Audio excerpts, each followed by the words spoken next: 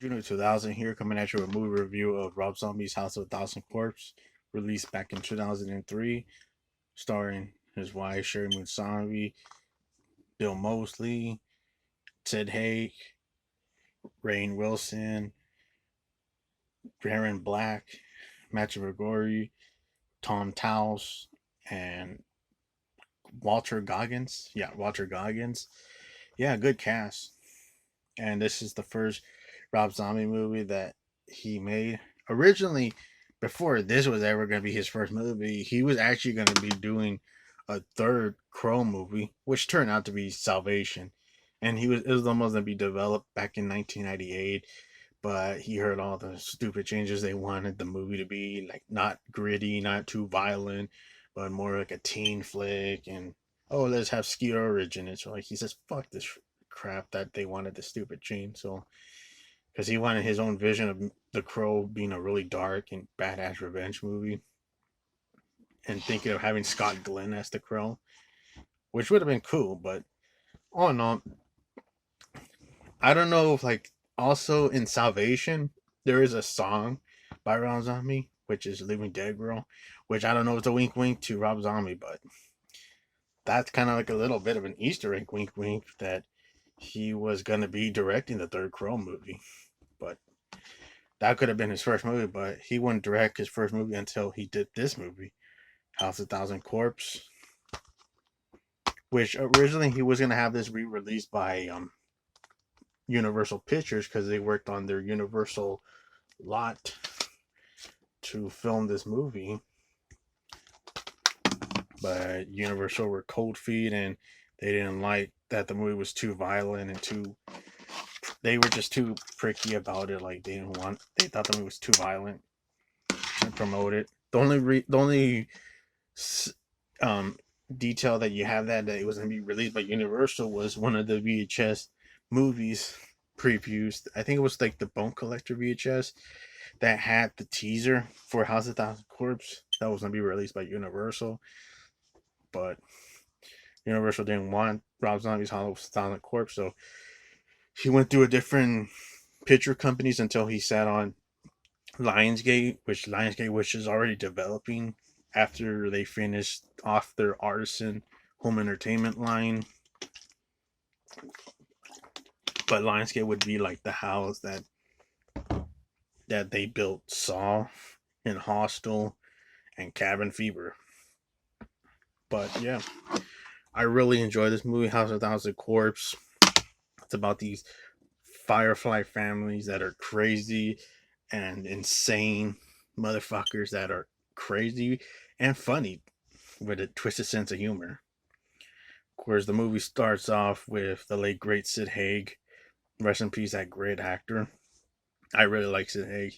He was also in two Quentin Tarantino movies, Kill Bill Volume 2 and Jackie Brown. So like yeah, he was also a recognizable actor. He also was in exploitation movies with Pam Grier, and he was also in Galaxy of Terror with young Robert Englund. But yeah, Sid Haig, he starts off as this character, Captain Spaulding, who's promoting his carnival ride of the murder ride and see the alligator boy and get my tasty fried chicken. Tasty damn good. Of course, you get this opening where he's talking to his friend, played by, I think, Michael J. Powler. I'm pronouncing his last name wrong, but Michael J. Powler, he was in movies like Bonnie and Clyde, and he was also in Sleepaway Camp 3, and he was also in other movies too. But yeah, this is one of those movies that he appeared in, and he's like a friend to Captain Spaulding, talking about like, oh, I'm mad that my name's on this porn picture and I can't get this off. And they're talking about some dude that ripped him off. Oh, he got a Planet Ape doll stuck up his asshole. God damn. Of course, they're joking around about that dude and talking about, oh, do you fix the toilet? Yes, I fixed the toilet and I don't want you to stuff any goddamn paper towels down there. I have to snake the shit out of that thing. Now here you go. He's like pointing I like how he holds the glove and he has like the middle finger pointing at him. Here you go. You put this crap for, I'm gonna bust your ass. I hear you. Yeah. Yeah, like you could tell he's having fun. Sid Haig is having fun where he knows two idiots would come in and try to rob the place, but they're like shitty bank robbers. And of course, one of them has to get Michael J. Pollard out of the bathroom, and he starts recognizing, "Oh, yeah, I know you. You're Richard Rick. You work at the hardware store. People call you Little Dick Wick. Little Dick Wick, Page with his prick. Know the smell make you sick. Stop singing. I hate that song. Put your fucking mask back on. Fuck y'all mom. Fuck y'all sister. Fuck y'all grandma." And yeah, it just they're so stupid and they're doing a bad job. And boom, one of the assistants that works with Captain Spaulding has his back up, and they hit him with the shooter with the bat. They try to shoot him, but Captain Spaulding has a gun ready, shoots Richard Wick in the head, and insane laugh by the dude that assists Captain Spaulding, taking big mask off, and it's yeah, the actor Erwin Keys, who was in Friday the 13th as one of the bus boys that appears at the beginning of the movie at the diner, and he was also the cop that knocks out Ajax in the Warriors, and he also appeared a few times on Good Times TV show, and he was in other movies too. He was also in this movie called WrestleManiac, which was a pretty good, underrated slasher movie mixed with a wrestler that's a slasher killer in Mexico. That's a really good movie. That's not really talked about. It's cool that it mixes horror and wrestling together. But yeah, Irving Keys plays a character in the movie of WrestleMania.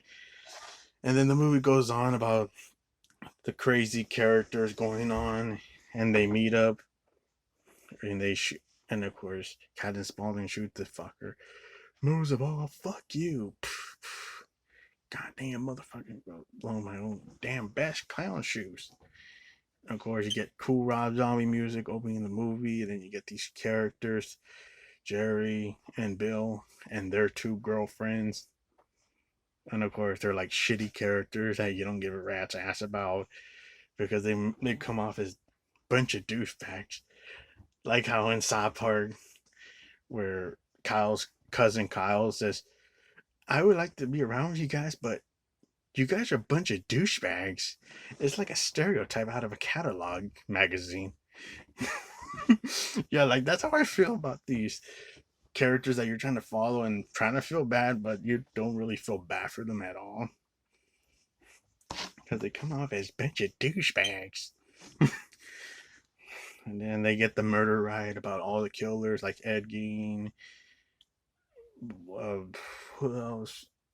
Albert Fish and Dr. Satan, which is the main villain character that they keep mentioning so much in this movie. That there's a legend of Dr. Satan where he was this insane doctor that tortured and destroyed a lot of mental people in a mental hospital and doing all these fucked up surgeries and experiments, and they hung his ass. But when they wanted to find his body at the next day, his body wasn't found until to this day. Nobody has never seen Dr. Satan ever again. So they want to investigate the mystery. They pick up Baby Firefly, who's played by Sheri Moon Zombie, that Rob Zombie's wife in the movie, and she does a good job playing a psychopath family member of the Firefly, Baby Firefly, and having their crazy laugh. That's iconic. And they're gonna get to know the family more after the car gets into a big tire flat, and they go to the house. They meet Baby's mother, which is Mother Firefly, played by Karen Black, who was in Trilogy of Terror. She was also in It's Alive 3, and she was also in the Invaders of the from Mars remake, which that's a pretty underrated Tobe Hooper film that doesn't really get talked about, and a lot of people seem to shit on it. It's not the best movie, but I thought the movie was good, and it was cool to see Karen Black in that movie. But she plays in this movie she plays the mother Firefly, the main mama of the movie, of the family. So she gets to know most of the characters, and then she introduced the other family member, Tiny, who's played by Mathew McGorey, who was in Bubbles Boy, that very underrated movie with Jake Gyllenhaal, Bubble Boy. But he plays this character named Tiny, who's like the quiet and tall member of the family who got burned by his dad, Earl. And of course, Tiny's like the most friendliest character in the movie. And then, of course, they have the grandpa, which is the grandpa is a funny character. Eat your minds, Percy. You're gonna wake up grandma. Yeah, the grandpa character is funny. I forgot the actor's name, but he was in other movies too. But his acting was good, and he sadly passed away soon as after this movie came out. Rest in peace, that actor, and also rest in peace, Mathew McGorey. They played Tiny. Then they get introduced to this character Otis, who's like the other family member, who's like the craziest and very religious kind of crazy family member, played by the great Bill Mosley, who was Chop Top in Chainsaw Massacre 2, and his role was crazy in this movie. They do a weird thing where his skin is albino, but they do the change up where he's not albino in the second movie. So like that was kind of like weird continuity. But his character is crazy in this movie, and then they get a show. Grandpa presents it, and then Baby Firefly is like dancing to Marilyn Monroe, and then one of the girlfriend gets bitchy at Baby and then Baby tries to cut her, but they said their car is done, so they try to leave, and they're getting hunted down by the Fireflies, and then Tiny and Otis get all purge anarchy on their asses, taking the boyfriends down, beating them up, crashing through the windows, taking all the girlfriends out, and going all purge anarchy. And of course, next day is Halloween, and they're now kidnapped by the Firefly family, and they're tortured by the family, and they're being investigated because one of the girls' dad is wondering what's happened to the girls and their boyfriends because they haven't came back, and her dad is played by that actor who played the older Saving Private Ryan character in that movie, Saving Private Ryan, and he's followed by two cops that are played by Walter Goggins from Hateful Eight and Tom Towles, who ironically in this movie he's playing a cop, but there's a character named Otis who's a psychopath. And what's ironic, he was a character named Otis in Henry Portrait Serial Killer, and he was a fucking psychotic character in that movie.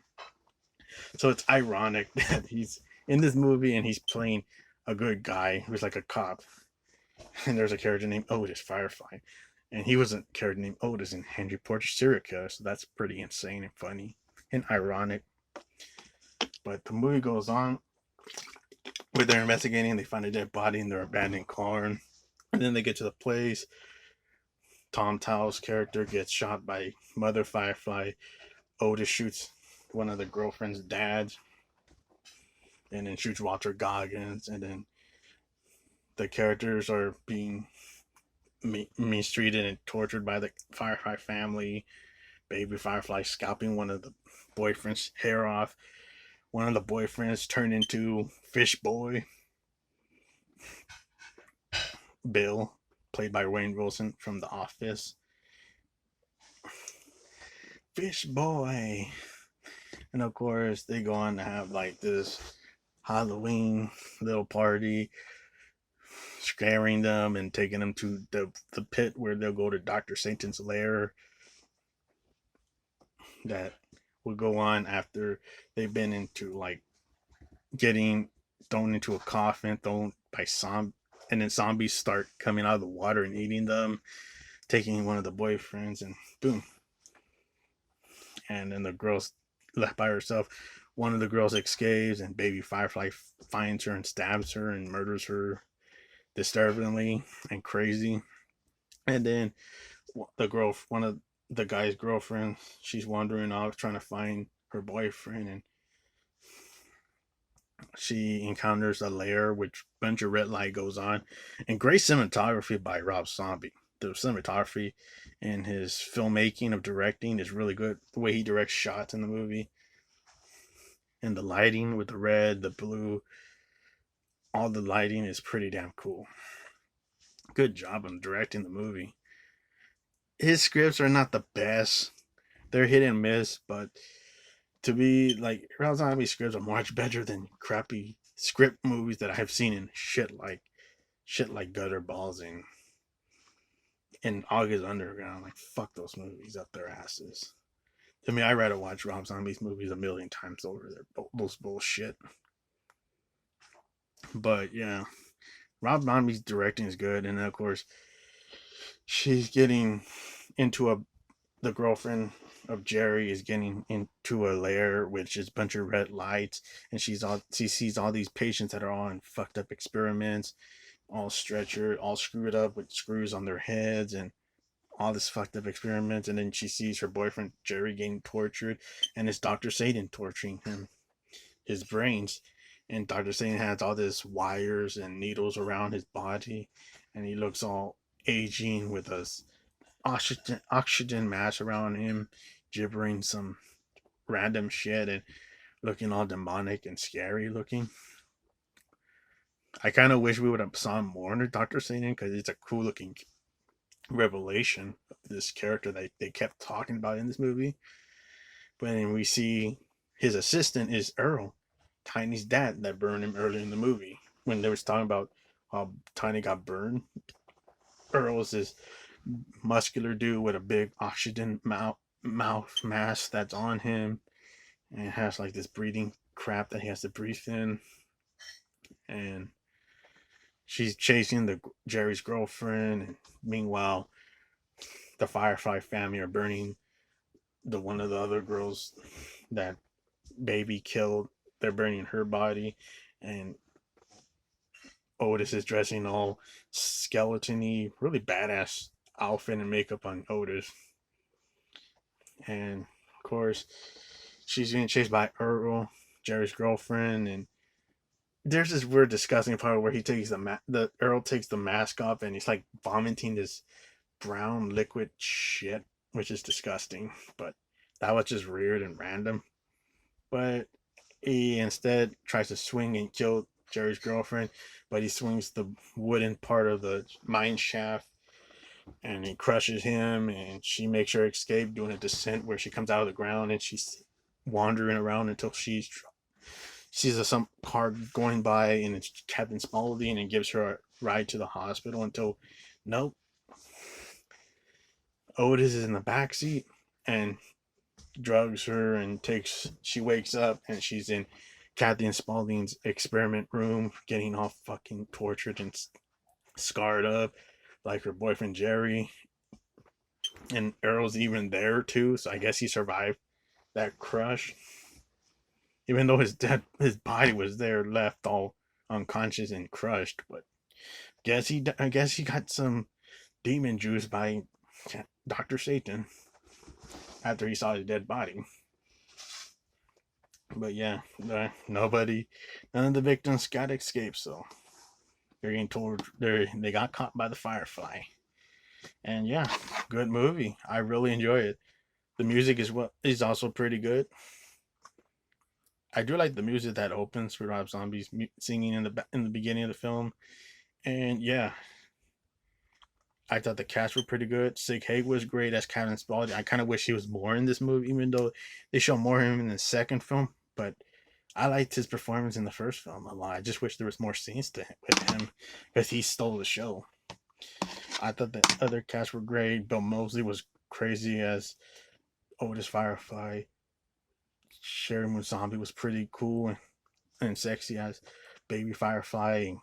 Crazy and insane. Mathew McGorey did a good job playing one of the Firefly members that's scarred and very, very the one that's like the most positive one that's like very kind to like some of the members that they kidnap. But he's like the kind member in the family. Karen Black does a good job playing the mother Firefly fight. which she is like very much sex addict, but does a good job playing a psycho too. And I thought other actors were cool to be in the movie, like Tom Towles, who was cool, and Walter Goggins was cool to see as a cop. Even though Walter Goggins is another actor that's like Tom Towles, they're known to play a lot of bad guys in movies. Like Walter Goggins, like he's seen in movies where he's a scumbag in a lot of his movies, especially The Hateful Eight. The Hateful Eight has a lot of those characters that are just villains because it's called Hateful Eight, and he's one of the bad guys in that movie that are the main characters with Sam Jackson and Kurt Russell. Good Quentin Tarantino movie. But yeah, Rob Zombie's House of a Thousand Corpse, great film. This is one of my all-time favorite Rob Zombie's films. This movie is to me a 10 out of 10. I really enjoy it. It's a perfect film, and yeah. See you to the next review, folks. For Devil's Rejects. Hit the like, subscribe, folks.